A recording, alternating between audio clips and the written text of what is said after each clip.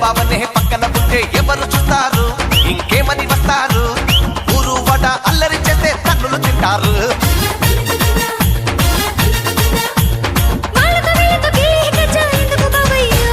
అయితే మీ నాన్నకి డప్పు